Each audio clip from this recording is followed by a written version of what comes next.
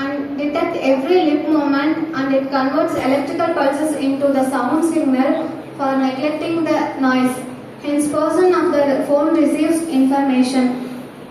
That means இப்போ வந்துட்டு பார்த்தீங்கன்னா பேச முடியாமல் இருப்பாங்க இல்லைங்களா, வாய்ஸ் வந்து அவங்க இப்போ காது கேட்காதவங்க இருப்பாங்க, பேச முடியாமல் இருப்பாங்க. அந்த மாதிரி இருக்கிறவங்க வந்துட்டு இந்த டெக்னாலஜியை வந்துட்டு யூஸ் பண்ணலாம். எப்படின்ட்டு பார்த்தீங்கன்னா, இப்போ அவங்களோட லிப் மூமெண்ட் இருக்கு இல்லைங்களா, ஒரு டெக்னாலஜி மூலிமா அவங்க வந்து வாய்ஸ் வர வேண்டாம், அவங்களோட லிப் மூமெண்ட் வச்சு மட்டுமே அவங்க என்ன சொல்ல வராங்கங்கிறத நம்மளால ஒரு ஆடியோவை கிரியேட் பண்ண முடியும்.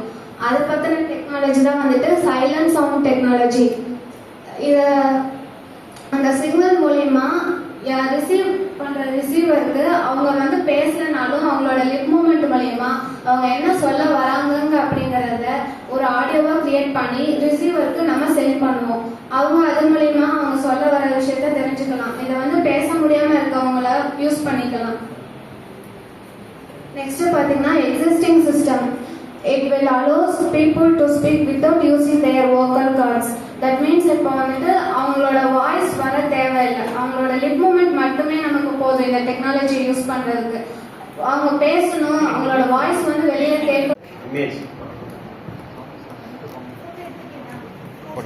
Myself Akash, Blue Eye Technology. Blue Eye Technology அப்படின்னா இப்போ வந்துட்டு நம்ம கம்ப்யூட்டர் மூலிமா இப்போ நமக்கு என்ன தேவையோ அதை வந்து எக்ஸ்பிளைன் பண்ணி அதுவே நமக்கான அவுட்புட்டை கொடுக்குறோம்.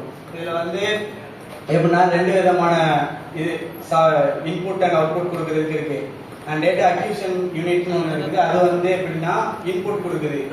சென்ட்ரல் சிஸ்டம் யூனிட் வந்து எப்படின்னா அவுட்புட் வந்து அது மூலியமா வெளியே கொடுக்கும். இதில் வந்து எந்த விதமான சாஃப்ட்வேர்ஸ் யூஸ் பண்ணுறாங்கன்னா வாய்ஸ் ரெகக்னிஷன் சாஃப்ட்வேர் யூஸ் பண்ணுறாங்க. வாய்ஸ் ரெகக்னிஷன் சாஃப்ட்வேர் எப்படின்னா இப்போ வந்து நம்ம ஒரு ஆர்டர் அதுக்கு கொடுக்குறோம்னா அதுக்கு அதை அண்டர்ஸ்டாண்ட் பண்ணி அதுவே எக்ஸ்பிளைன் பண்ணி நமக்கு தேவையான இதை கொடுக்குறோம். அப்புறம் வந்து கேமரா அப்புறம் பயோமெட்ரிக் சென்சார், இதெல்லாம் இந்த ப்ளூ ஐ டெக்னாலஜியில் தான் வருது.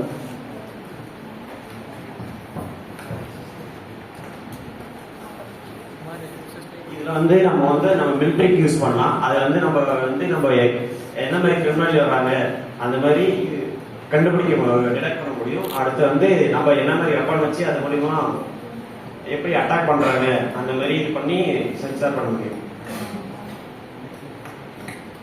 அடுத்து இதோட நீட் என்னன்னா need of blue eye technology.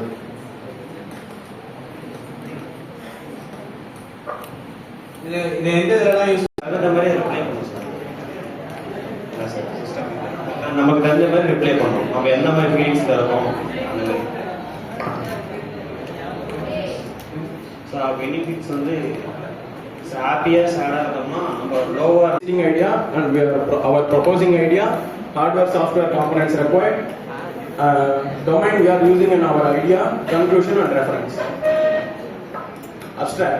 If anybody have an idea about ERS, that I am explaining. ERS means emergency response system. As per the name, it helps in our emergency situation.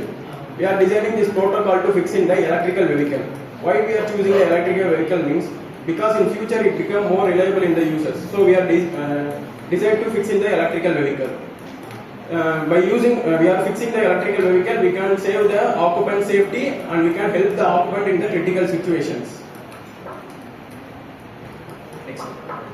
While coming to the introduction, electric vehicle emergency response system is an innovation safety framework designed for the electric vehicle users. With the growing adoption of electric vehicle, we want to ensure the priority of electric vehicle users to pretend to in the events like accident, fires and the gas leak. Here we are using Raspberry Pi 3 Plus of the core controller and integrating the multiple sensors like MPU 6050 gyroscope and the flame sensor.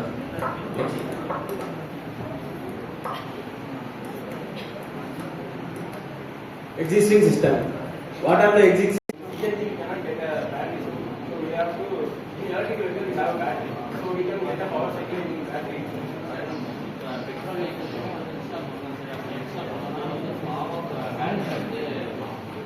கம்மியாக இருக்குது. Battery install பண்ணோம்னா வந்து